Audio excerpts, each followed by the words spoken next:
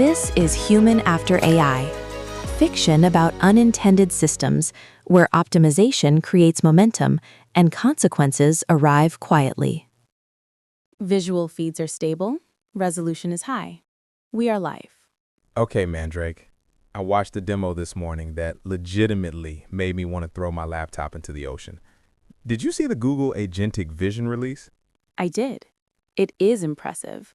The model can perceive a screen or a room and take action based on what it sees. Take action.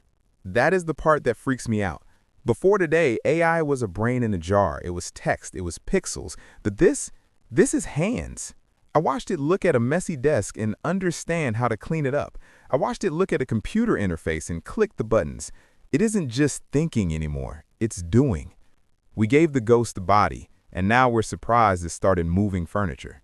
You are spiraling, Julian. It is not a ghost. It is a feedback loop.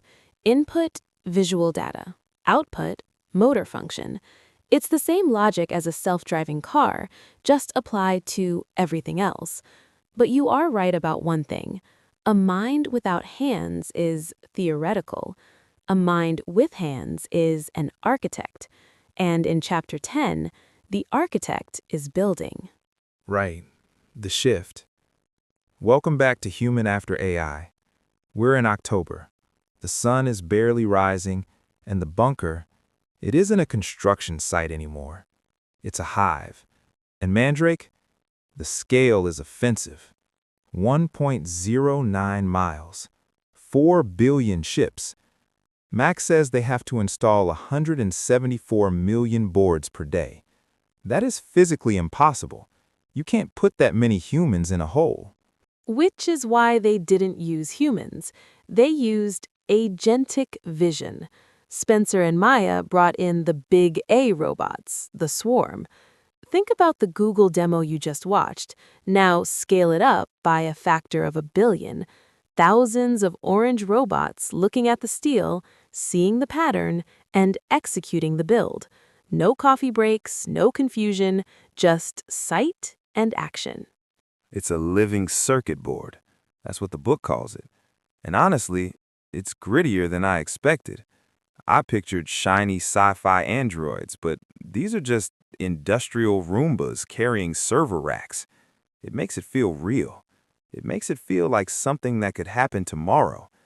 And if Maya rewrote their firmware, if she gave them a collective intelligence, then that bunker isn't just a building.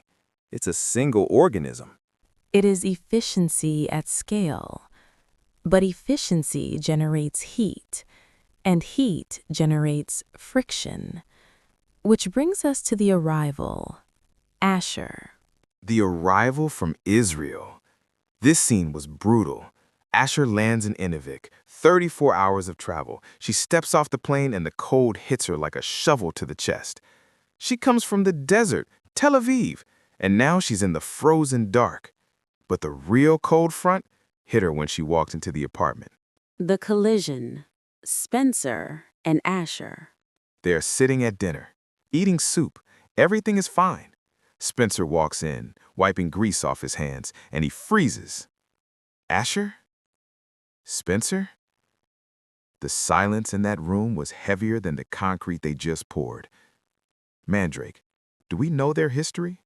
The book doesn't say. It just says, 2 nodes connecting that should never have touched. We do not know the history yet, but we know the effect. It destabilized the room. Hank M. Green talks about system glitches. Usually that means a server crash.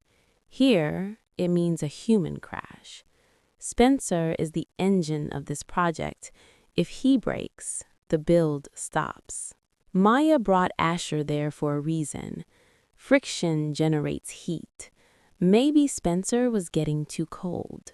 Or maybe Maya just likes chaos. But while the humans are having an awkward reunion, the walls are closing in outside. We have to talk about Ottawa. James, the director of the CSC, he is stalling. He is lying to his boss. He is buying time. The minister asks why the CIA is calling. James lies. He calls it a professional courtesy. He is building a bureaucratic firewall, but firewalls eventually fail. He told his boss a few weeks. That is the new deadline. They don't have months. They have weeks before the lie collapses. And just as the lie is collapsing, they seal the tomb. Halloween, October 31st. They didn't trick or treat, they buried the roof. Tons of permafrost over the 4th floor. It felt final, like they were burying themselves alive. They are sealing the ark. But remember the ending. Paris, Hassan. He reads the report.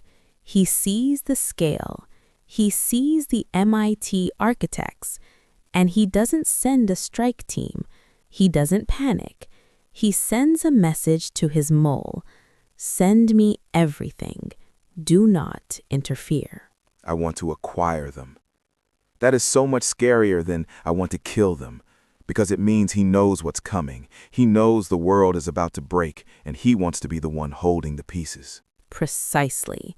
The bunker is sealed, the swarm is building, and the predators are waiting for the lights to go out. That is the variable for Chapter 11. System offline. I'm never looking at a Roomba the same way again. End recording. What you just heard isn't a prediction. It's a pattern. Systems don't fail all at once.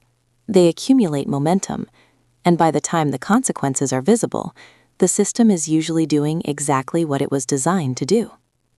The question isn't whether the system is intelligent, it's whether the humans inside it notice when balance is already gone. If this chapter unsettled you, the full story is available. You can read or listen to the next chapter at the link in the description. This is Human After AI. Before we close, a note on the nature of this production.